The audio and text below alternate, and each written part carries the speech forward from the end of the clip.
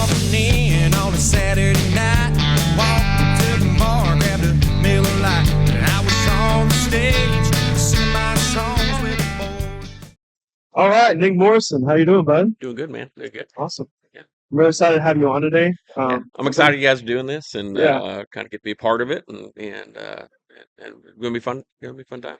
Yeah, I mean, the main premise of this podcast is to kind of highlight not only the music industry, but anyone who's going out and doing entertaining or promoting and stuff like that. And I know this venture is fairly new to you, but you're growing pretty quick. So I was excited to have you on, not only because of what you're doing now, but me and you know each other. We've got a lot of history of We've known each other 12, Yeah. 13 years. Yeah.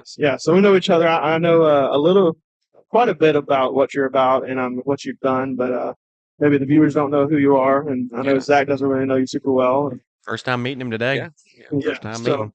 We're gonna dive into a lot of stuff today, guys. Nick's a very interesting person to say the least.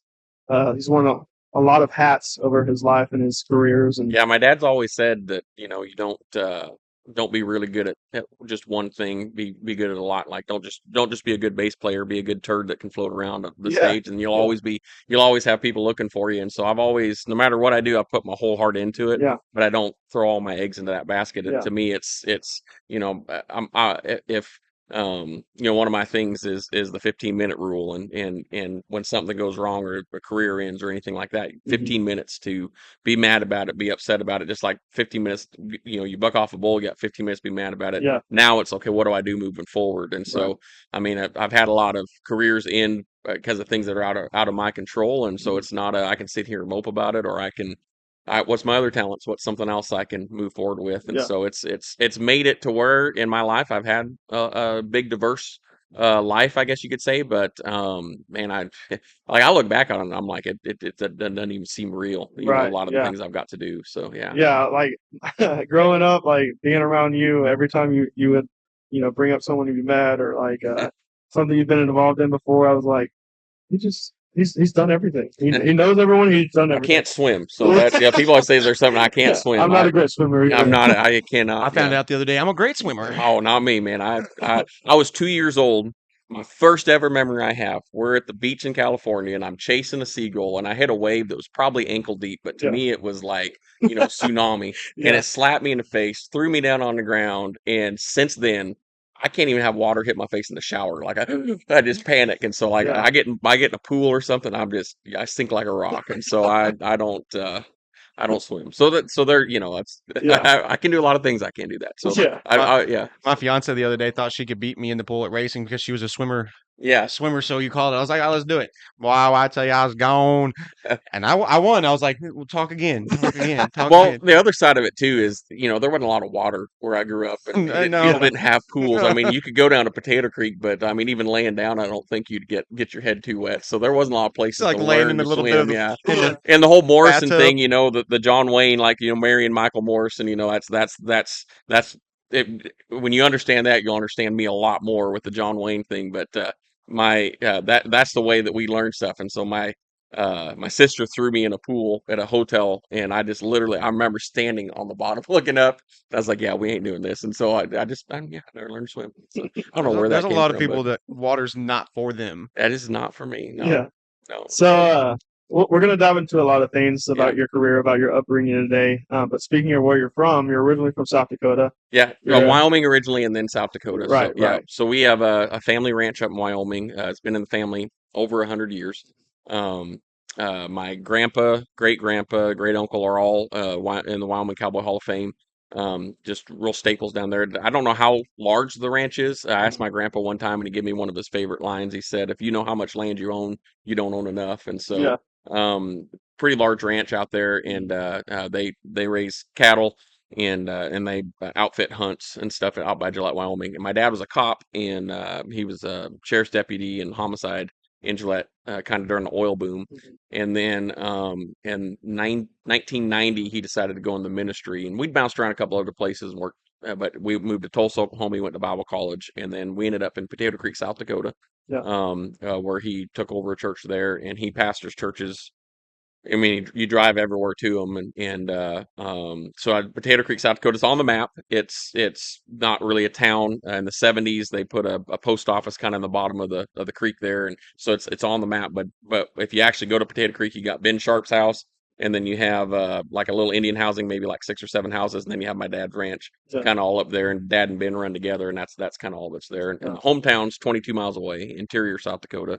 When I was growing up, that said 17 people, but now they've added the ranchers kind of around the census, so there's about 90 people it says on there. But the town, it's just off the reservation. Pine Ridge is a dry reservation, so the town is 3 bars and a gas station, grocery store, and a Yeah. school and that schoolhouse, and that's it. So I was Yeah. about 22 miles from that town, Yeah. and then yeah, middle of nowhere, 45 miles to school, and 120 miles to a grocery store, and Yeah. yeah, Been there, done that. yeah. In the winter's the worst time too. Oh, well, yeah, and there, like, it's really weird because, like, I come here and I tell my kids all the time, like, hey, call me when you're leaving, text me when you're leaving, and tell me when you get there.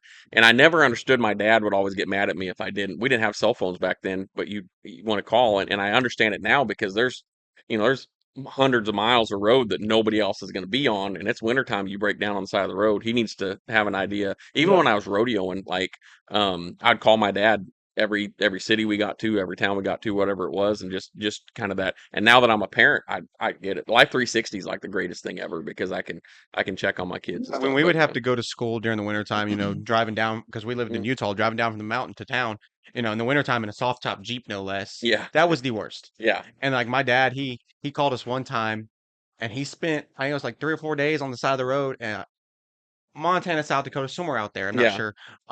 Stuck in the middle of nowhere because he ran off the road in his semi. And there ain't gonna be And it nobody was come like by 3 or you. 4 days before a farmer just Yeah, happened to be in his tractor coming by yeah. and pulled him out.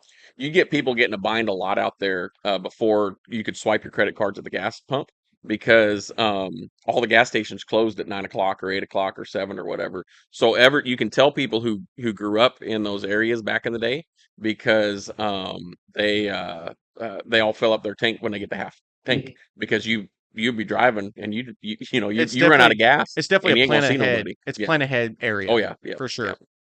Yeah, so all that land out there, I still get a sense that it's very close knit, helping each other out community, and It is very, and yeah, like I said, you got the Pine Ridge Reservation, which is what we live on. If you've watched Dances with Wolves, that was all filmed. Um, that was all filmed kind of around where our place was. But you have rodeo's a real big thing there, and so the rodeo community is huge there. Just in when I was in junior high and high school, just in that area, Kadoka, Phillip, Wall, Martin, just kind of that whole area. Over a dozen guys went to the NFR. You got a couple guys won world titles yeah, professionally. Like rodeo's a very huge deal there. The fans there are very versed. That's why the PRCA does their Extreme Broncs deal there. Is because people there know saddle bronc riding, out as good as anything. And so everybody, it's a very tight knit family up there of ranchers and rodeo guys, and they're like you grow up, you're like there when you grow up there and you're rodeo and there is no I'm doing this as a hobby, yeah, like you pretty much know pretty quickly if you're going to do good at it or not or do mhm, well at it. And so the family, I remember I've talked with some other guys that are friends of mine that I've rodeoed from other states, and you'd sit there at high school, and like the one that I've talked to about this, his uncle was a like a 4-time world champion, and his dad had been in the NFR, and him and his brother sat there, and we did the same thing, and you're just kind of going over, okay, who are we going to be competing with yeah, professionally? And so the Colorado, Wyoming, South Dakota, Montana, like all us guys gravitated to each other and just become friends at like 11, 12, 13 years old. yeah, And it was really fun to grow up and have so many of those. Like I would say 60-70% of our friend group went to the NFR or the PBR World Finals. wow, Like I'm thinking of one right now. I'm wearing his cap right now. Another one of those friends that he's got 5 bulls bucking at the PBR finals today, that's so and so it's crazy. like his brother made it to the NFR, but Yeah, yeah, so it's like just that circle of friends, and I even had ropers, that was actually 3 guys that won world titles. I forgot about Jesse. So yeah, What yeah, is the good about them ropers. yeah. I mean, I'm kind of familiar with like rodeoing and all that stuff and bull Mhm. riding and what was this extreme one you're talking about? I've never heard of that. I mean, So the PBR came out curious. in, I want to say 94, 95, somewhere in there. The PRCA is the NFL of rodeo. It's the Professional Rodeo Cowboys Association. It didn't pay that well, and so a bunch of bull riders split off, started the Professional Bull Riders, which is the big one. So And it was the main one is the PRCA. there's two now. So the Okay. PBR and PRCA Yeah. are the two main ones. PBR is just bull riding. PRCA is all the events. I know music.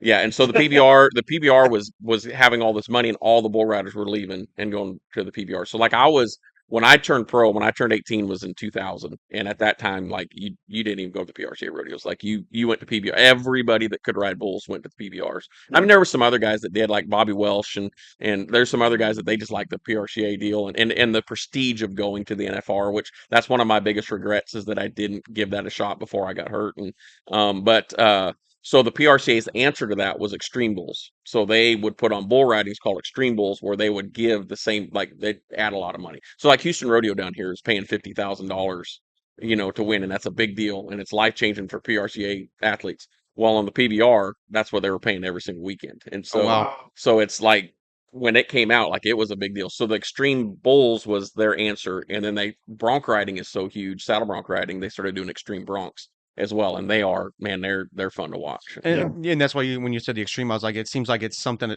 different, more maybe harder. Well, no, it's just that event, Okay. and but everything that's brought is, Extreme Bulls sometimes not so much. That's there's a certain point where the bulls are two rank and not everybody's going to ride, and if like the PBR deal, them guys are going to ride them bulls, but the Extreme Bulls, there's enough of them now that I'll see friends posting on Facebook and winning in Extreme Bulls on just a flat spinner. So I mean, it's but the Yeah. Extreme Broncs, they're bringing all the top horses. Like it is a bronc ride, and you got to be 90 something points just to even pull a check. And it seems like, Yeah. you said, the 50,000 every week Yeah, or every night versus yeah. sometimes a 50,000. I feel like the guys that are Well, going so for the PCRA or PRCA. one of my really really good friends come and lived with us for a little while. He's a young kind of up and coming guy. He's been one of the top bronc riders in the world. Well, now they do the PBR has another thing called American, and then they just did the Kid Rock deal the other night, which is like a teams deal. But they gave $1 million. I don't want to go into the details of it because it's a lot to explain it. But if you he's always been a top five guy in the world, so he's never qualified for a million. But pretty much anybody can compete if you're better than the top five in the world. So then you got to go through all these layers of qualifying, and then when it gets to the American, if you get to the finals, if you win it and you beat the other guys, then you get $1 million.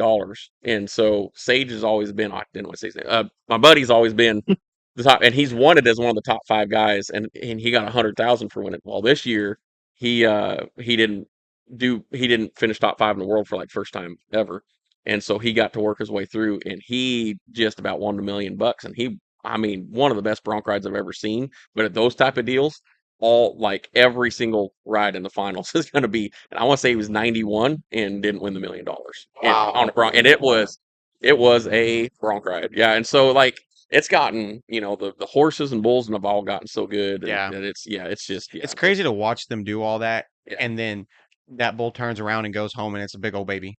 Well, that's the cap I'm wearing right now. The Nothing But Try Ranch, and give a shout out to Shane and Jenny, or sorry, Chad. Shane's his brother, but to Chad and Jenny and Addie, like that. That I've known Chad since we were little kids, and it's so much fun watching his daughter Addie spoil these bulls rotten. And there's so Yeah. many videos of her like jumping on their backs and And they're not doing and anything. yeah, and just scratching them down, and then they jump out there, and they're some of the rankest bulls in the business. They're trying to kill So somebody. Yeah. yeah, and they just love to do it. That's kind of the last thing I want to know before we wrap up. Kind of your upbringing and transition into some other stuff. But Yeah. what would you say was your favorite part growing up as a kid in South Dakota? The rodeo aspect of it, Yeah. really honestly. Just knowing that you're with so many guys that are gonna be world champions. Yeah. Like you'd go to um you go to the sale barn, and you're a kid, Mhm. and you've got all these guys that you just watched on TV on ESPN, Yeah. and they're all sitting around the sale barn with your dad hanging out, Yeah. and then you got like just growing up around that with my dad, especially who my dad was, and him being one of Chris Ledoux's close Mhm. friends and playing bass for him and stuff. Like I grew up in this bubble of I didn't realize how cool it was Yeah. to know all these rodeo guys and music guys and Yeah. all that stuff until It was kind I of second nature to you. yeah, and until I actually met my wife in New Mexico, and she was like, "Oh, I know who that is, and this is, and that is." And I was Yeah. like, "Oh, wow! I just thought they were just Yeah. guys for where we were at, Right. Yeah. kind Yeah. of a local scene, and then Yeah. realizing they're huge." And so I think that my favorite part of South Dakota was just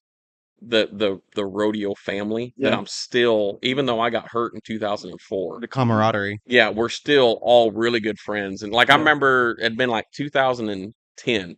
We're in the locker room at Reliant Stadium. I've been hurt for like 4 years, and we're sitting there, and we had in school at Kadoka, we had a superintendent told us that rodeo was no longer an excused absence for school because we were all missing like every single Do Friday you and know Monday where you for live? rodeo. Yeah, and so she said, "You're never gonna make a living doing this." And I remember we're sitting. I'm just went to hang out with some friends, so we're sitting in the locker room there at Reliant, I had a teacher like that. and I've got all these guys sitting around me that we all grew up together. Like there's probably about 12, 13 of us, and there's 5 or 6 of us that were all in that school, and one of them had just won a world title that year. And we're sitting there, and he says, "Man, you remember that superintendent that told us we'd never make a living? Like, I wonder what she would do if she realized all of us are riding for $50,000 Yeah. a night." Like, I had a teacher tell me I would Yeah. never make a living staring out of a window. yeah.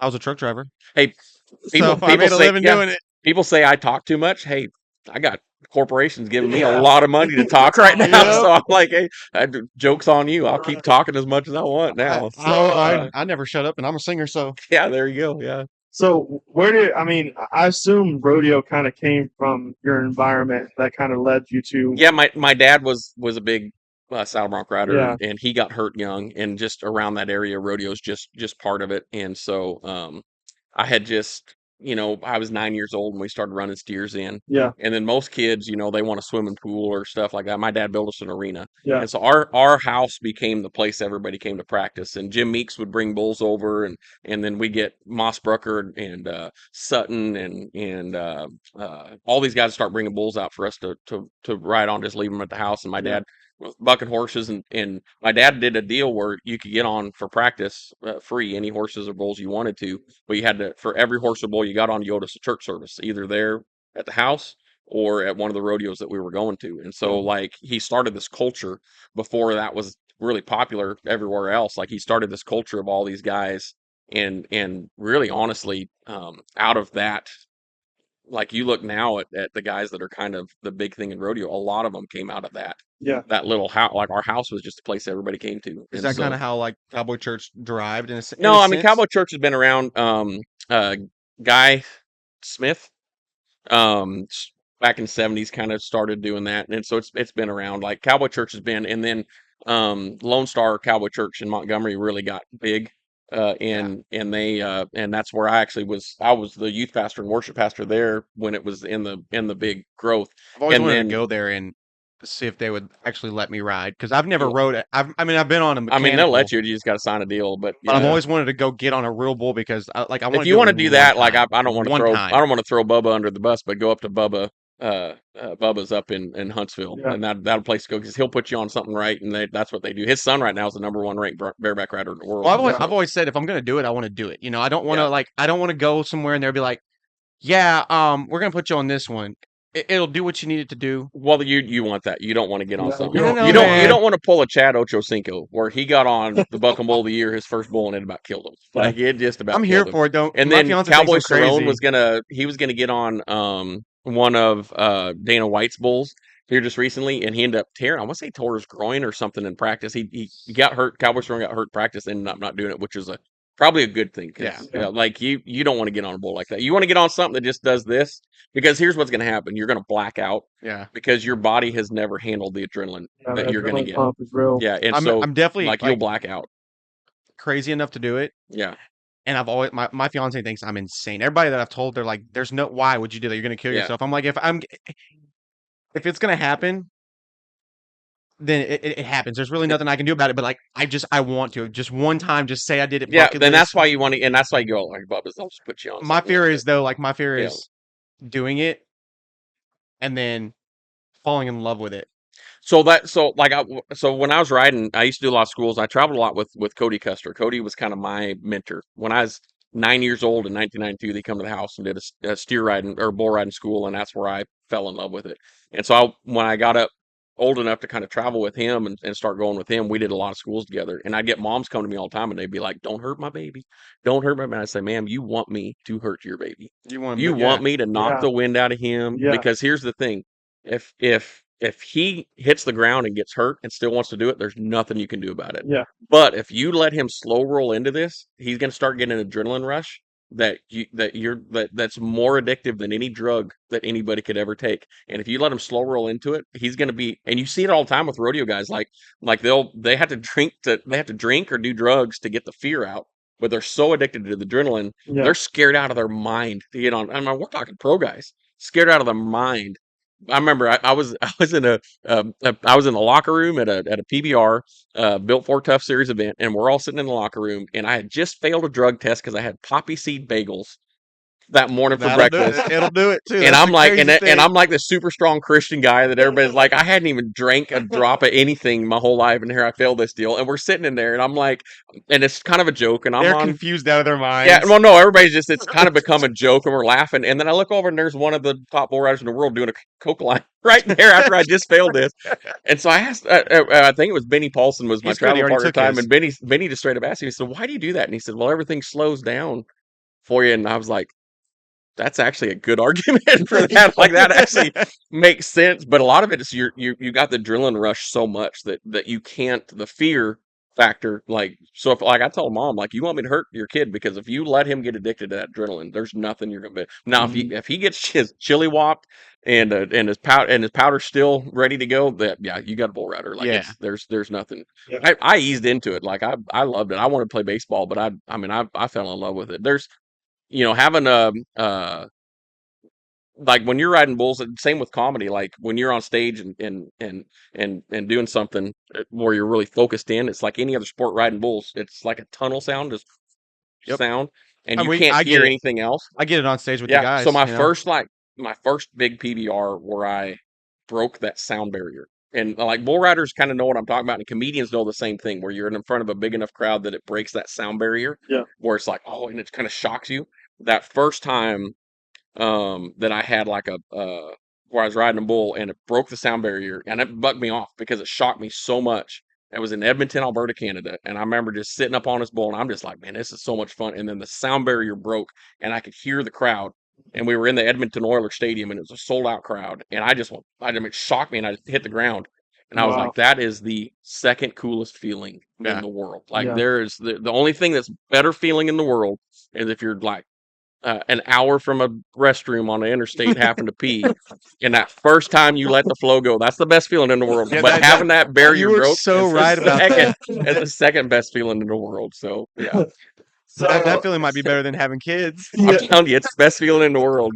And if you So- ain't, just experience it one time. So Wyoming, South Dakota, kind of going into rodeo. hmm What brought you to Texas? So my bull riding career was once I finally made it professionally was just one frustration after another. Yeah. My rookie year, I broke C2 in my neck. Didn't even know I broke it. I dislocated my shoulder the night before, so I was kind of keeping my arm in, and it got me behind on this bull. It's turned back into my hand, and I couldn't. You usually want to make it like a corner cut, but I couldn't, and it got me behind. And I landed on the back of my head and broke right up inside C2. And I didn't know, like I just thought I got like a stinger, Yeah. and I got on the next day. The next night, Yeah. and I remember I nodded my head and that bull jumped out and everything locked up and I just hit the ground like I mean it was like and I'm sitting there mad like I just got one jumped on a bull Yeah. I should ride. I just remember hitting the ground and then I couldn't move and I drove all the way back home. It was a long drive and any move I just thought I got a stinger because you get those sometimes Yeah. where it's like someone's just hot shotting you with an you're electrocuting you. That sounds like some JB Mooney stuff. You Yeah, just and so I went to break your back. yeah, and keep and my riding. college coach said it was televised event and he'd watched it on TV and he's like that looks scary. He's like I'm not going to let you get on at our college rodeo this weekend until you go get an X-ray. And I went and got an X-ray and we found a crack along C2 that was 3/4. Well, they call it the hangman's bone because that's the bone that breaks when they hang you and your head Oh, detaches gosh. from the body. Holy And so crap. yeah, and so that was and so it was like this realization. You So give me then chills. I was out for 9 months with that my rookie year. Come back from that and was starting to do good. And then I had just a fluke deal and had a bull got my spur hung in a rope, getting off on him, and pulled the bull on top of me, and I broke T10 and 11 in my back. So then I was out that whole season. And then my third year, I was starting to do good, and I was having the shoulder stuff, and I had a shoulder injury that put me out for surgery. That's when I met my now wife. And my very first PBR back had the other shoulder, and because of the extent, and I don't want to get into all the details of it, but because of the extent of the injury to both shoulders, Yeah. I didn't have a hand to ride with, and my left hand's what I rode with, and Yeah. it caused a lateral dislocation. So if I Mhm. lifted on anything, it would pull it out of socket. So they were afraid riding bulls that I'm gonna lift on my rope and just suck it out of socket. Yeah. And the fear is when your arm dislocates, your hands lock for like about 3-4 seconds. Well, you Yeah. don't want to be attached to especially at a PBR level. And Yeah. so I was 21 years old, and I remember I'd met with Tandy Freeman, who's the PBR doctor. I'd met with him. He'd done the surgery on this shoulder, and we talked on the phone. And they had to lifelike me out of there because of the what had happened to it. And they'd sent him over all of the stuff, and he called me on the phone probably 2 weeks later, and he said, he's the only doctor that could say, like every other doctor I'd seen before then, oh, you need to quit riding bulls, and Yeah. they just didn't like me doing it. But he's the one that when he tells you, and so like 21 years old, my career was over, and so and I'm in South Dakota, rodeo country, in the middle of probably the golden age Mhm. of rodeo in South Dakota, where everybody's starting to do really well. But I was the only guy hitting the PBRs. Benny Paulson and myself were the only two guys from the Dakotas that were really have really hitting the PBRs heavy and Yeah. doing good at them. Casey had retired by that point. He was a big name come out of there. But so I'm watching. Yeah, I've got all this expectation of South Yeah. Dakota people and just pressure. And I felt like I'd let everybody down. Yeah. Like I felt like I'd just been this massive disappointment. Yeah. And so I'd met this girl from New Mexico and moved down there, proposed to her, and moved in with one of her friends' fiancés, and was there and just kind of left all of it. I went to college for corporate business management, so I went and Hastings was big at the time, and I managed a Hastings in Las Cruces, New Mexico, and then Rope Myers as one of my really good friends. He was a world champion steer wrestler. Rope and Candace are just, the had been friends with them for years, and they'd offered Candace this job. This church is starting to grow in Montgomery, and they'd offered her the youth pastor, worship pastor job, Yeah. and she turned him down, but she said, "I know someone you need," And so Randy called me on the phone. Well, Rope called me first, and I told him I told God two things I'm never going to do. I'm never going to work with teenagers, and I'm never going to move to Texas. Now I tell God all the time, I'm never going to move to Hawaii, and I'm never going to own a Lamborghini. So Yeah, I mean, every exactly. day I'm like, God, I want you to know Just I'm never throwing it going to out do there. this. Yeah. But so, anyways, I said I'll pray about it, and got on the phone with Randy, and Yeah. I mean, 3 months later, we're moving our whole family to Texas, and then Mhm. we were there for 8 years or so, and then coming to Dayton, helped David Hilton out down there, Yeah. and So are yeah. you hoping for the Lamborghini? I'm telling God I don't want one, and I'm waiting Don't for it. want So to. I I don't don't want it. want it. I don't want it. Well, I may be going to Hawaii to do some comedy now, and I'm like, okay, I was talking to someone. I've been to all but two states, Yeah. Maine and Hawaii, and I'm like, I want to check Hawaii off my list. Yeah. And I don't so want that lifted Ford F-250. yeah, I don't yeah. want it. Everybody's like, you're a cowboy. How come you ain't got a truck now? Because I ain't got nothing to pull down Yeah. here, and I'm in the city. Like Yeah. I'm sorry. Like I don't need a bunch of balls hanging off the back of my truck to tell me how manly I am. Yeah. Like I've got my and here's the deal, rodeo guys. Like everybody's like, oh, you got yourself a soccer van, and I'm like, I can tell right now you ain't a real cowboy because when I go pick up some of my rodeo friends from the airport during the Houston rodeo, they're all like, man, awesome rodeo van. That's sweet. And it's like, yeah, yeah. Yeah. Like Our Vans is the rodeo driving Our if you're a rough fiancés stock drive guy. the same exact car. Or his Yeah. wife, my Wife. fiance. I'm married now. Yeah, you're married now. Yeah, wife, yeah. I was 1 there. week. What the heck? 1 week, yeah. They drive the same exact car, and I drive a nice F-150. Yeah. I tell you, I prefer to drive her mommy car Oh, any day of the week. yeah. I'm like, bro, she's I like, I you was would take talking my to car her today? I about was it the like, other yeah. day. yeah. Every time I get in this car, I fall in love over again. Yeah. Like I love this Yeah. car. Well, we went On the CRV, by the way. we actually Shout out. splurged when we sold our last house. We had some money, and I was like, with my brain injury getting so bad, 'cause that's another thing that kind of developed later, which we'll probably get into. But Yeah, when we'll that get into it here in a minute. I get car sick really really easy Yeah. now, and so we got a Hyundai Santa Fe, but one of the like luxurious ones, and we Yeah. got it for like way cheaper than what it's worth because Yeah. a lady bought it and then backed out of it, and so like that car there, and it's a hybrid, and now Mhm. doing comedy. Like I'll pick up like Bob Smiley, and we'll go do like so we went all the way up to Fort Worth from Houston. I went picked him up. We drove all around Fort Worth, did like a bunch of shows, went north of Fort Worth, and then drove all the way back to Houston. And I filled up when we left, and I filled up when we got back to Houston. Like it's been the best buy I've ever made because it's Yeah. hybrid, and so I drove I did a show in Georgia, and I think I filled up once on the Yeah. whole drive to Georgia, you know, and Yeah. then like I mean it's crazy. Like yeah, so Yeah, I mean, I'm all about the mom vehicle and I feel like as a musician it helps too because other There's than room. putting a bed cover on your truck or putting a camper or just flat out buying a trailer, yeah. you can just throw everything in the back Well, of an I've SUV. gotten kind of bougie now. Like now that I've realized those nicer cars, like I don't get car sick at all in them. Yeah. So like we went. Usually when I'm just traveling by myself with other comedians, I'm just like we're cutting corners and Yeah. being as cheap as we can. But Yeah. my wife went with me. I had some shows up in Colorado here a few months ago. My wife went with me, and I was like, you know, I'm gonna spoil her. So we got a luxury car. Yeah. And I was like, man, this thing like I didn't get sick at all. We drove it everywhere. So here in a couple weeks, I'll be in Kansas City one night. St. Joseph, then Springfield, Missouri, and then Branson. Yeah. So I'm a flying to Kansas City, and I'm sorry, I'm getting the luxury car. Like I'm kind Yeah. of become bougie now. Like I'm not Yeah. like I screw I the would get trucks like and excuse me. I would Excuse. probably get like a minivan yeah. if I knew that it could pull the trailer because like the minivan would be good to put the guys Dude, in. vans are like music, like not even a minivan. Get you the full rodeo van. Yeah. Like, and there's actually guys now that they'll churn those vans into better than a camper. Yeah. Oh yeah, And for yeah, sure. and like I got rodeo friends that they have some vans that you're like, man, this thing is nice. Like you can Yeah. live in this thing. Going Yeah. going on tour with the guys and being Yeah. able to sleep in the van if we need to. Yeah. And then my biggest fear with the van would be like I know you can go get like one of the cargo vans, yeah, Yeah. but like the luxury like the the Christ or whatever it is, I can't remember what it's called. Um, pulling a trailer is my biggest fear. Yeah. Would it do it? Financially. Going would up it- mountains. Yeah.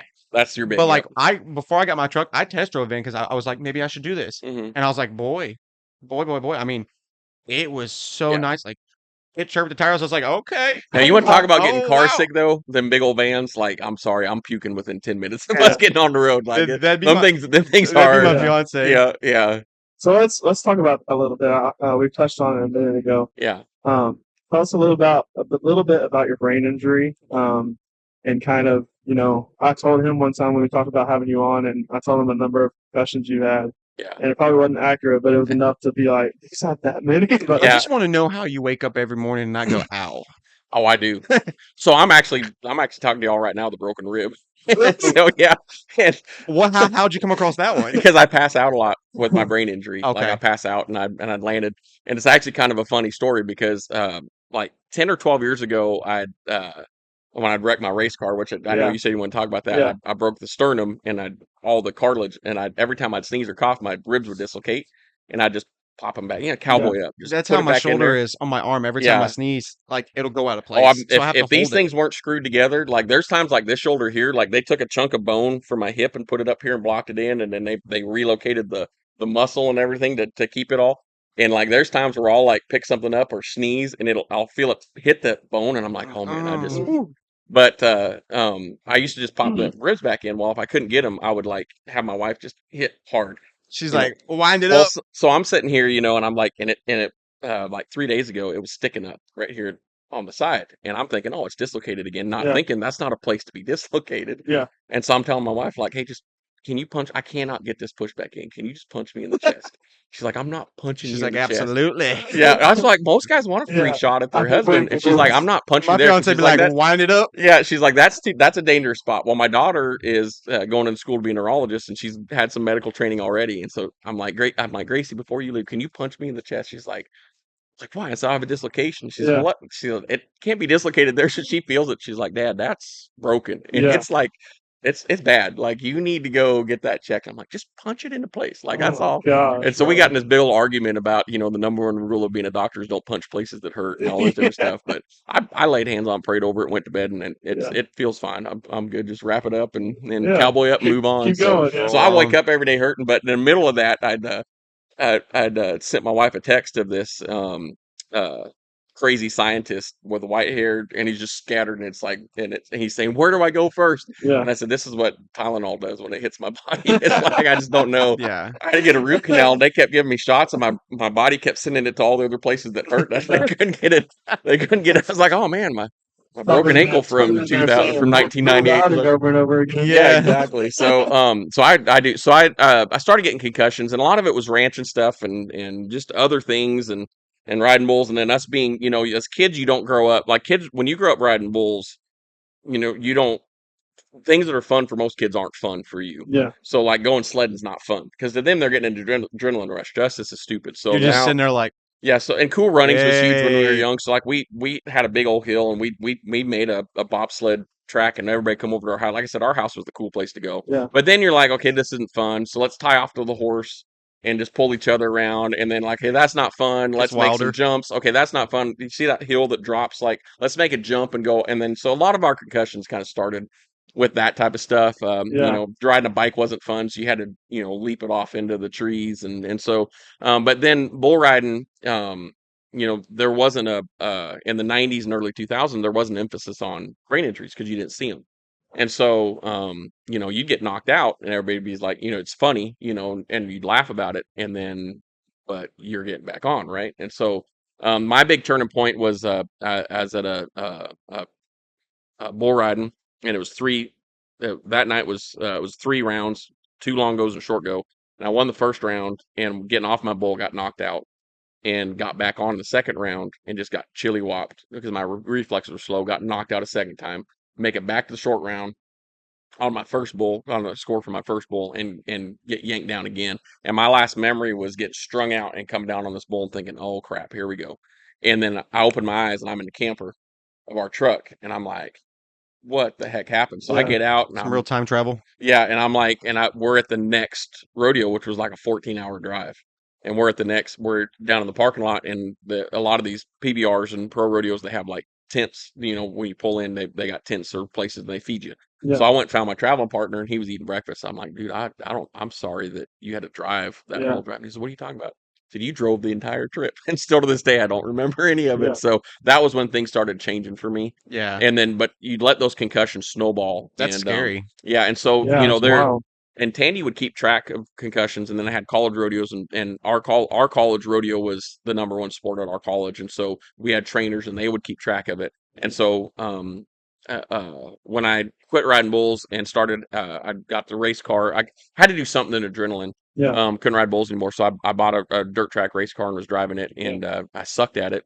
I was I was around the leaders every once in a while, just But when you had when they fun. was lapping me. Oh yeah, I had a blast. You'd have the guys that were about the same talent as you, and you'd Yeah. race with them, and you just have a blast, and then just get out of the way for the guys that actually knew what they kinda were doing. Separate themselves into Yeah, groups. and and I had All fun, the but pros are up there like, yeah, and you're just like, I don't care. yeah, I'm well, having a blast back here. yeah, yeah. Well, then That'd be me. I wrecked it bad, like really bad, and that's when we started noticing I was getting nosebleeds. My personality changed that night. I'd get angry really easy. Started getting lightheaded, started passing out, Yeah. things, and so we went and got it checked out. Couldn't figure out. They thought it was cancer. They thought it was a tumor. They're just trying to thought it was sleep apnea. And then Junior Seau killed himself. Yeah. And they're talking about it on ESPN. I mean, I remember it. I can visualize sitting on the couch watching this, and his brother or brother-in-law was on, and he was talking about all these things that Junior Seau was going through, and this is when they discovered CTE. Yeah. And I was like, that's everything I'm going through. So I went to the doctor I was going to, said, could this be concussion related? Yeah. So they went and sent a thing in to I went through a guy that was kind of Houston's one of the leading neurological places in the world. And Yeah. so the guy I was with, and he's like, oh, I know Tandy Freeman. He's like, well, if he's at PBR, let me get a hold of him. So Tandy sent a deal back, and I saw it, and he wrote, he has 26 concussions that I know of, underlined. That's And insane. that I know of. And so we're like, okay, there's 26 there. Hats and off then, to Tandy for keeping track. yeah, well, and then they did, and it's and so and that was college and pro rodeos. Well, then you're taking out, pro rodeo, and you can do it professionally and amateur and college at the same time. Like you can Yeah. do like it's not you have to be at those events. It's a big fine if you're not at that event. But so then you're like, okay, I've had more, but we're not gonna I can't say I had one or not. Well, then I started the passing out stuff. and not knowing where I was, getting confused, and I'd pass out and hit my head again. While we'd go into the neurologist, and he'd say, "Yep, he had another concussion. Check it off. Another concussion. Check it off. All right, stop paying me a couple $1,000s every time you get one. Go to one of these clinics. Just and then we got to, and it seems so made up when I say it, but my wife confirms it with me. But when we got to the 50th concussion, they said, just stop coming in. Like just stop coming in. Yeah. Like it's at this point your brain is so mush, and he explained it like you're a Jello inside a Jello bowl, but the bowl's bigger than the Jello, and he's like you shake it, and he said your brain is just slapping because a That's concussion's not wild. the blow to the outside of the head. Yeah. A concussion is the brain hitting the inside of the cranium.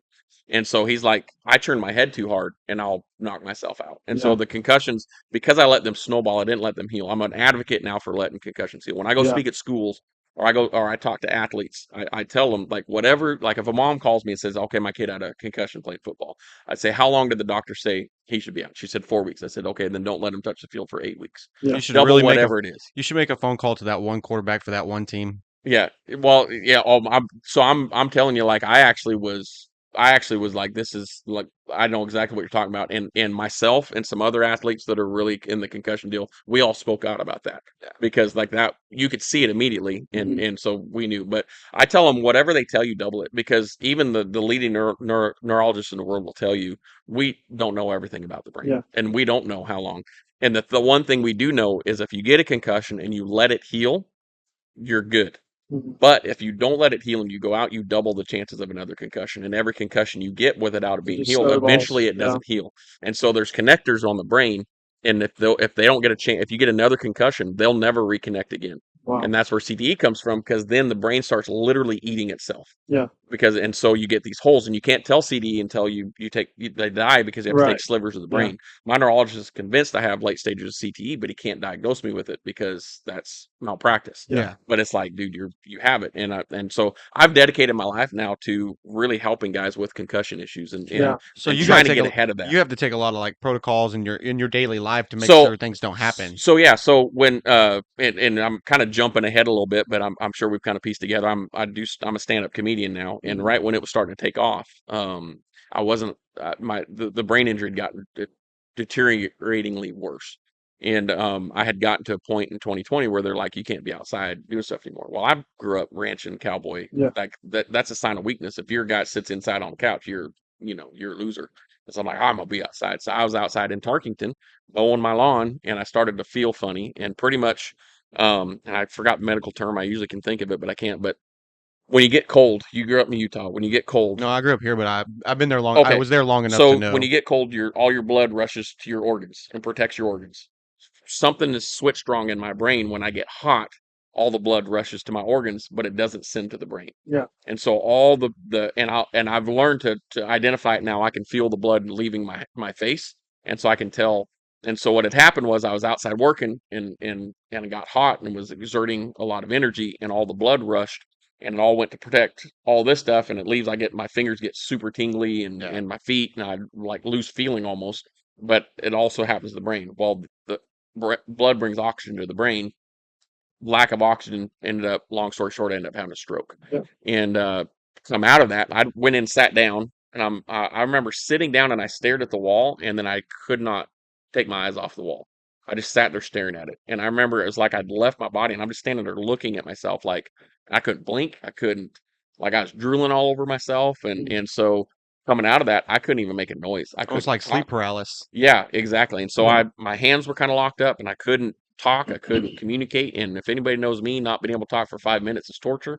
And so, like, not being able to talk at all. And I so, relate there. yeah. And so I had to teach myself to talk again, and teach myself to do, because I'll slur my words, and it's a daily thing for me now. Yeah. So I do about 4 hours of brain exercises every single day. If I have to be somewhere at 7 in the morning, I'm up at 3 in the morning doing these brain exercises so that I can speak. And if I go one day without it, I'm okay. I'll have a little issues. If I go 2 days without it, I'll start slurring my words. If I go 3 days without it, I'll start getting seizures really bad. Yeah. And if I go like 4 or 5 days without it, like I can't even get a thought out of my mind. So I have to work on it every day. So, how do those challenges and the pain and struggle? Because a lot of guys, something happens to them like that, they just kind of check out. Like, how does that shape your purpose? How has it shaped your purpose, and how does it continue shaping your purpose today? My life's always been I want to bless people and Yeah. help people. And that's why I started to do comedy. Was I'm like, okay, I this is something I can do. Like I try to think of ways to do things that, number one, I can help people, that also challenge me to get better. Yeah. And so comedy was something where I was like, I know I'd watch Drew Long, I think it's Drew something, and he'd had a baseball hit him in the head, and he started with a Oh stutter. yeah, I know you're And talking so then about. he started doing comedy, Yes, and yes. I know to exactly what get you're his talking about. Yeah. to get and his stutter went away. So I was like, okay, well, comedy, and a lot of it was through prayer and stuff. But comedy was one of those things like, oh, I can bless people, but I can also, it's going to force me to have to do things I can't do. I can't remember things anymore. It's going to force me to have to remember things. When I was, it's going to force things in my brain to do the creative things, and it's going to keep me. It's going to keep my brain doing things, and so Yeah. that's the whole reason I went into doing comedy and trying to be around that. And so that's a driving force for me is I don't want to be lazy. Well, it's kind of Like, like retiring. If you slow down, yeah, when you slow down is when you start falling well, down. I can't work out anymore Yeah. because my heart rate gets up, I pass out. I can't. So I'm every purpose that I have and that I do is to bless people and try to help people out. And so now doors have opened up where now I'm going into corporations and they're having me come in and speak about thriving in the face of adversity. I've got an agent I've been working with that's really kind of taken everything to the next level. I'm meeting with a publishing company from Canada tomorrow, actually, because I've been writing a book for the last few years, kind of telling my story, and it's always been originally was called The Dark Side of Concussions because with concussions comes suicide attempts Yeah, and all that different stuff. And so now stuff that people are scared to talk I've been about. somebody who's been through that. I've been the guy that's pulled the trigger, knowing that it wasn't depression, knowing it was just my brain goes, "Oh, you're going to do this today." Yeah, And so and talking with people who've had family members kill themselves with concussions, giving that relief of this is what's going through my mind, but knowing, okay, now I can I've learned to identify this stuff. I can write a book about this, and you can read this book, and you can start identifying it in yourself, so that get ahead of that and stop that. And But I think also like the the things world you doesn't go have through enough with of the that. stuttering and the passing out and the memory issues and just all of that different stuff, being claustrophobic in your own skin, where you just yeah, you just feel like you just want to rip your skin off because you get the so everything I've done has been kind of geared towards helping other people, and it's kind of like Paul with the thorn in his side. I'm like I'm dealing with this stuff, and I'm in a way better shape than I should be. I should not be able to talk. I shouldn't be able to do oh yeah, things. People are 100%. like, well, you believe in God's healing. How come you're not healed? I am healed. Like Yeah, there's a lot of stuff, but a lot of this I go through so that I can relate to someone and say, hey, I know yeah, exactly what you're feeling in this moment right now. And the world And definitely needs a lot more of that yeah, and yeah, because this day and age that we're in, it's a me world, oh yeah, and no one cares about what someone else is. I say no one. I can't say no one, yeah, but a lot of people don't care what someone's going through, and they don't watch for the signs. And so yeah. when someone does go take their own life, they're like, "Oh no," Well, and you don't with a brain injury, it's not like a broken leg. Yeah. Broken leg, you're yeah. like, You oh, he can't broke visually his see leg. it. Yeah, And with especially in the rodeo world, it took Posey killing himself for the rodeo world to wake up.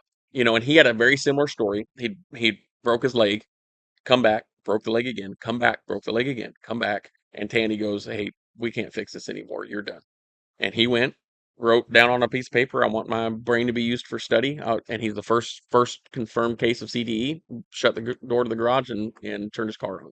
wow. And what I saw happen after that was one of the most healing things in the rodeo world, because cowboys are you're tough and you fight it yourself and you go through this yourself and cowboy up and I wanted everybody to know how tough I was. Like I just dislocated my shoulder. I don't care. I'm getting on again. I just got knocked out. I don't care. I don't care. I'm getting on again. Like I wanted to be that cowboy up guy, and it let me get hurt more because I'm Mhm. riding with an injury and now I'm setting myself up. And at those level of bulls, like if you're riding at that level of bulls, if you're trying to protect something, you're opening something else Yeah, up to be hurt. And that's why I got hurt a lot. Now I get hurt a lot because I had someone the other day call me fragile, and I was like, man, if you've been through as much as I have and yeah. pass out as much as I do, yeah, I am going to be a little While we're talking fragile. about that, why don't you tell everybody your fantasy Oh, football name? yeah. So Dusty Tuckness, I think, was the first one to call me this because he's the legitimate goat. He is the 10-time world champion bullfighter. He's a legitimate goat. And so I was one of the first guys because he was like, don't call me the goat. Don't. Now they introduce him as the goat. But I Yeah, was like, you're the goat. And so he started calling me FG. And I was like, FG, like what? He's like, yeah, you're the goat. And I'm like, oh, the goat? Yeah. Like the great. He's like, no, fainting goat. And so that's my name. So fainting goat is my name on all the different stuff, and That's so messed so up. so and that's your best friend. Like I tell people, like like you want to know who your best friends, the guys that are carrying your casket at your funeral. They're Yeah. not going to be the I guys. don't know if I want my friends doing that. Yeah, well, that's the thing. Like the guys that are carrying your casket at the funeral, like if you get in a wreck, like you're out and you're working cows and you just horse flips over, cows hooking on you, something. Everybody's gonna be like, "Oh my god, we gotta get in there and help them." Those are your friends, your close friends. They're wiping the tears from their eyes. Like, okay, That's them. are you still alive? Okay, and then you're kind of getting in there, but you're also like, man, let's just play out a little bit. Let's Yeah. kind of see how that's your best friend. And so, That's like my brother. One time, yeah, my car actually got hit by a train one time, and I had gotten out before it actually ever hit.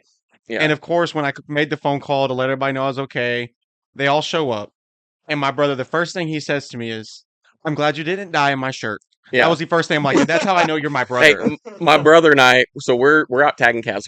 I'm probably 10 years old. He's probably 12 years old, and we're tagging calves. Well, it's not like most ranchers that you see where they run them in the chute and do all stuff. We're out in the pasture and you're running down, roping them, and then you're doctoring them and tagging them. And some of them cows can get a little bit feisty. And so, the one of the cows was a crooked horn daughter, and crooked horn's probably known as the most famous fighting bull of all time. Well, she had the one horn, and this joker was mean. Well, my brother and I, he went chasing the calf off over one hill, and I went chasing the calf off over another hill, and I doctor this calf, and then I find another calf, rope it, doctor it, find another calf, and I'm about 4 calves in, and I'm not seeing my brother, and that's scary in pastures these big, like it's miles, Yeah. so that's scary because you're like a horse could have flipped over.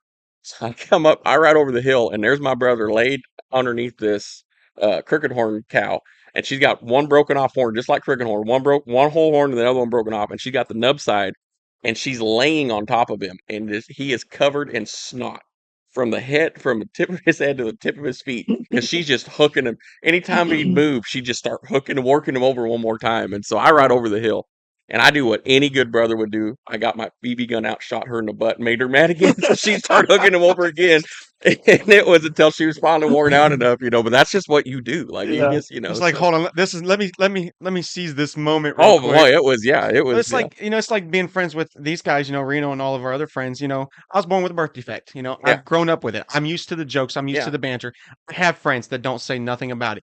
I have these guys that don't ever let it go. I'm the walking joke of our friend group. Yeah. And I'm okay with it. I love it because Yeah. I know that they're true friends. I know that I can call on them any moment. Yeah. And they would be the same way. If people were around my brother and our friends, like we will send each other stuff because I've got 8 friends who broke their neck in rodeo accidents that are paralyzed. Well, one of them was hers was a car wreck, but the friends, like some of my closest friends are in wheelchairs, and the things that we say to each other and the memes we send each other and stuff, I'm like, Yep.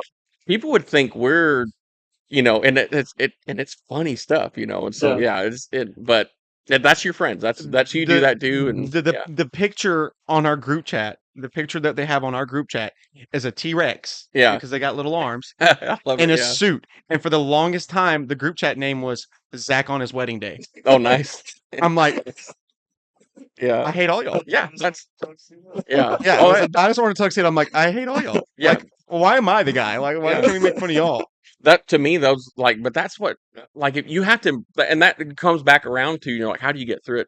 Like with my brother, like you have to laugh at it if you're Yeah. serious about it. And if one of the things I talk about, one of my points in my speeches is don't get bitter. Because once bitterness creeps in, man, it's you can get bitter or you can get better, but you can't be both. Yep. And so if you get bitter about what's happening, especially when you watch your friends who you've grown up with, who you've dreamed the dream with, and you're watching them at the NFR, and you're watching them and like my brother, he was the best bronc rider out of that whole crew, Yeah. and all of them will tell you that. And sitting there watching, we had a program from our state high school finals one year when my mom died. We were digging through stuff. And we found this program from our state high school finals, and we pulled up the short go, and there was 15 guys in the short go, and 14 of the 15 guys in that short go at that state high school finals in the bronc ride and went to the NFR. Wow. One didn't. It was my brother. That's insane. There were 2 guys that didn't make the short go that went to, and one of them won a world title. Yeah. Like that's how good the bronc riding was there. But my brother was the only one out of that short go that didn't make the Yeah. NFR. Like, so you're watching these people who you've dreamed the dream with live, and it's so hard not to get bitter because you want to be excited for them. Yeah. Like my brother just texted me that people are watching this later, but the PBR finals going on right now. My brother had literally started off with, "I know you don't watch PBRs anymore, but what Jose Vitor Leme just did is amazing." And I can't watch the PBRs because I get depressed, Yeah. and it fights with my brain injury where I'm Yeah. just like, now I'm old enough for like, okay, I'm fat and old, and there's Yeah. that I'm never gonna ride bulls again. But it's Yeah. still you start to go through the what ifs. Yeah. You start to go through and I Yeah. get around my I'm rodeo sure at buddies. some point you feel like a Yeah. lot of your career was robbed from you because of that injury. Oh, it's a lot. Yeah, and that's the thing. And that was the thing was like, okay, yeah, I was a professional bull rider for 4 years before my career ended, but I rode the couch with injuries way more than I rode bulls. Yeah. Because I was injured 90% of that time, and Mhm. so I'm part of it was because I would come back too early, or I would have a small injury and ride through it and Yeah. stuff. But yeah, and so if you get bitter about things, you hole up and you can't improve in your life. You can't improve in much, and you're not going to be able to get through the adversity because you become that. Are you going to let that moment in your life become your identity, or is it going to be something? Are you going to let it be a chapter in your book, or is it going to be the entire book about you? Because I got friends Yeah. who broke their neck, who they're known as the guy in the wheelchair. Yeah. My brother's not known. Like, funny thing is, most people, people in rodeo, most of them, even celebrities and Hollywood and presidents and sports guys, that they want to get in the bucketball business, they all know who Nate Morrison is. Yeah. Not all of them know he's in a wheelchair. Yeah. They would never guess when they meet him. They're like, "Oh wow, he's in a Mhm. wheelchair." Like, it shocks them It's because it, that's not his identity. yeah, it's not how he And carries my brain himself. injury is not my identity. People are like, "Oh, well, you talk normal. Oh, well, you do. Well, you Yeah. don't know how much work I put in to be able to talk normal, but I also don't let that define me." Yes, fainting goat is my nickname. Yes, I mean, and and we laugh about that. We Gotta get be good jokes that's about a it. great It's like nickname. people have like it's become a thing where I've got friends they're like they have not seen me pass out, and it's the other friends are like it's like an exclusive club when you're VIP there, access only. and I'm Yeah. like, y'all, like I've only seen it twice. yeah, and it hurts. Like, I'm gonna tell you, it hurts You've when I seen pass it? out. Maybe Yeah, twice. yeah. And I I think was one time I had a base on. I want to say I don't know if I busted the base or busted the wall, but I remember I was standing there and I just got thunk. It's Yeah. just like right into the wall. and That's It's the I funny was gonna ask you thing. this earlier, but I wanted to wait till we got to when we were talking about yeah. you doing comedy.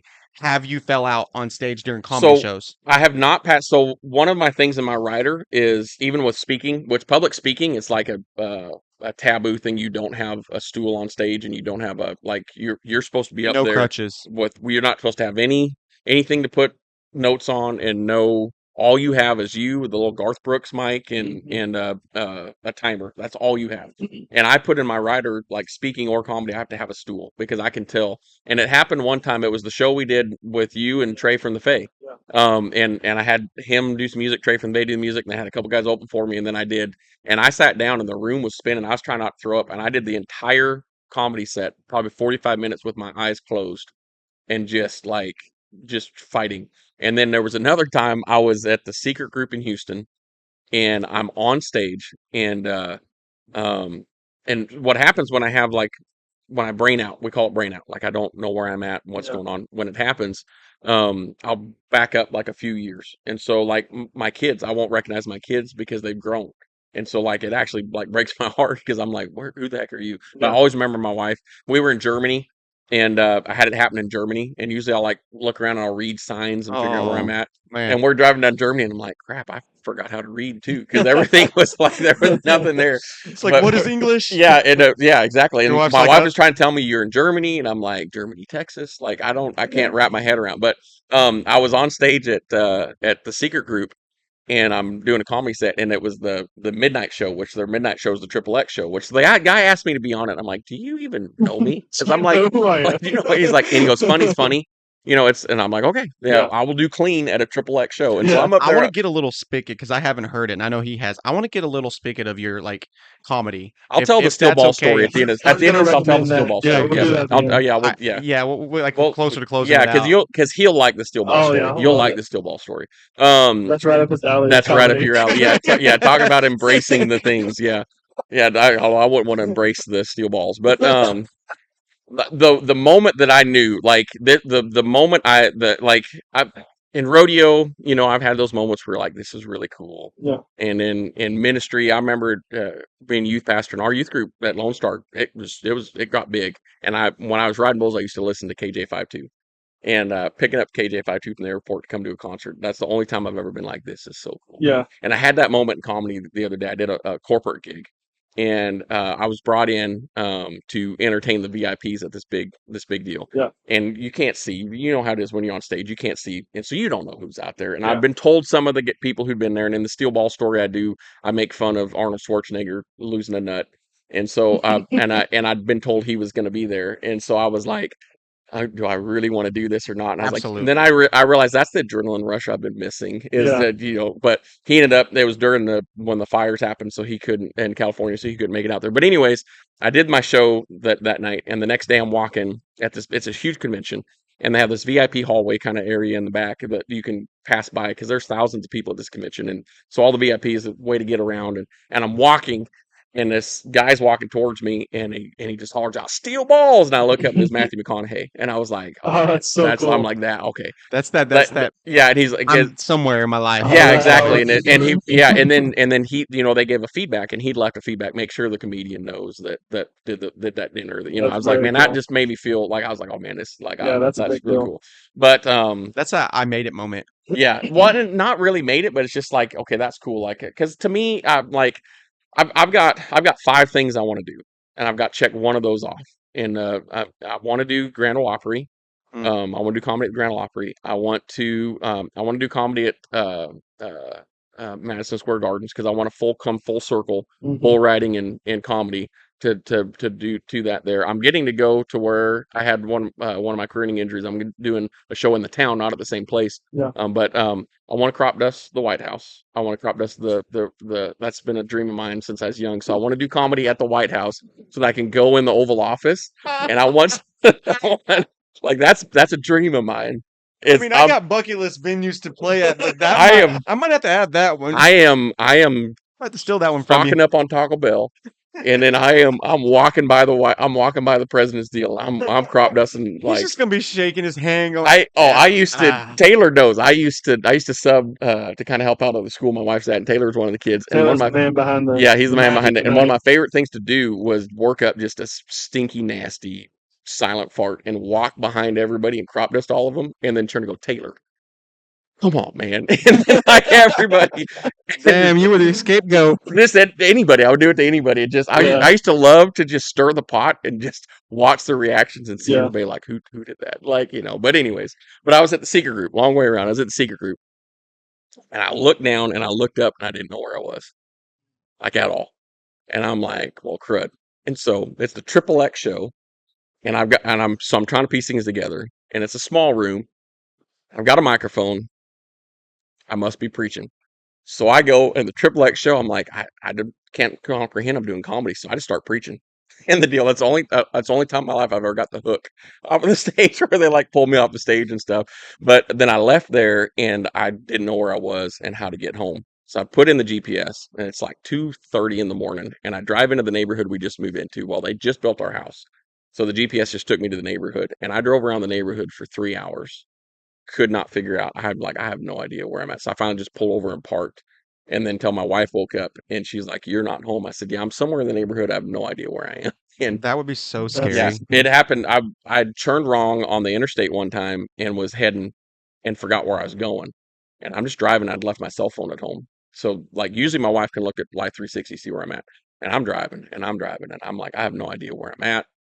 Nothing. I'm like, oh, if I keep driving, I'll figure it out. So I Yeah. just kept driving and I kept driving. Finally, I pulled over at a gas station, and I was like, can you just tell me where I'm at? I'm gonna buy a road map where I'm at. And they said, you know where you're supposed to go? And I said, I think I'm supposed to go somewhere in Houston, but I don't know. And they said, well, you're in Lafayette, Louisiana. I Oh was my like, gosh. so I That's drove one- for a ways. Yeah. That's one of those moments, like after what has happened to you, that Yeah. you realize that once you overcome it, you realize to take more steps to better yourself from what you already are doing. So we That's an have eye-opener so for many. sure. Yeah, we have so many precautions in place. My wife tries to travel with me what she can. So Mhm. like this I got a trip coming up where I'm gonna be Kansas City, all that area up there. Get We you were an just talking about intern. she's gonna go with me for it because I'm driving a lot of places, and Get so you she, get you one of those interns that are just eager to learn. well, so I'll have like comedians Pay that 'em for open for food. me that know kind of what's going on, Yeah. and so I'm like, hey, I'll buy all your stuff. Like, just if I go on long trips, I won't go on a long trip if I don't have someone opening for me Yeah. or something that I can kind of have somebody go with me on that. And Yeah. that's good. So That's good. Like from them to be able to do that and help you. Well, and here's and comedy's such a lonely thing, and a lot of comedians, you don't get paid a lot. So when you finally do get shows, you're kind of like, oh, I want to keep all this money for myself. And I'm like, man, I want to bless other people. There's a lot of people grinding on this, and so I'll bring a musician in like Reno, and I'm like, I won't make much money on the show, but I want to make sure, like, if I'm blessed to have this, I want to bring some people with me, and I want to give them the opportunities because I've had guys do that for me. I've had guys like Chad Prather and Bob Smiley and stuff that they're like, hey, let me put you on a show so that you can get to know the people at the venue because I think that they'd love to have you back. And then they open that door. So I'm like, okay, they've done that for me. I'm going to do that for other people. Yeah. And I'm not as big a name as those guys, but by golly, if I get an opportunity, I'm going to take someone with me if I Absolutely. can. We And try to so, do that from time to time Yeah. with other musicians. mhm, That are just starting out. I got a buddy that he just played his first show not too long ago, Yeah. yeah, Few and weeks ago. there was times where I'm like, "Yo, come open up for me," yeah, or come sit in with me, kind of thing like that. Really, just give them the opportunity to see what they're getting into, yeah, to tell them hey, if this is really what you want to do, yeah, and just experience because like comedy and music, both of them in the same world are very difficult. It's yeah. not easy. It It is is. a Yeah, it's like getting on a rank bull, yeah, and hoping that you stay on for yeah. 8 seconds. Hoping you don't suck. Yeah. Yeah. Yeah, like that's what I just, You can stay on for 8 seconds and yeah. suck. I got a really good friend of mine that we play fantasy football together, and he's huge. Huge on TikTok and Instagram, but he's a content guy and he's transitioning into comedy. And he announced I'm gonna start doing these comedy shows and start selling them out. And he ain't done a single thing in comedy. And so we talk on the phone like a lot now. I mean, this guy's got millions of followers, so like he's selling out everywhere he's going. And so his first show, we're getting ready for it, and he's like, I got these two sold out shows here. He's like, what's your advice? And I was like, well, you better not suck. They're gonna remember the first thing you do, and you're gonna realize that stand up comedy is the hardest thing. Like I've been in Yeah. front of a microphone my whole life. Stand up comedy is the hardest thing. I've sang, I've done music, I've done all that different stuff. Stand up comedy, nothing is as hard as I've ever. Yeah. Like that first time those lights hit your face, and then you try to do funny, and someone doesn't laugh, and you built in a laugh track in your head. And you're like, oh crap, and then you just panic, and that's what happened to him his first one. But everybody was there for him, Yeah. because and I was like, if they bought into you, you're gonna have an easier road than when you step up in front of people and you're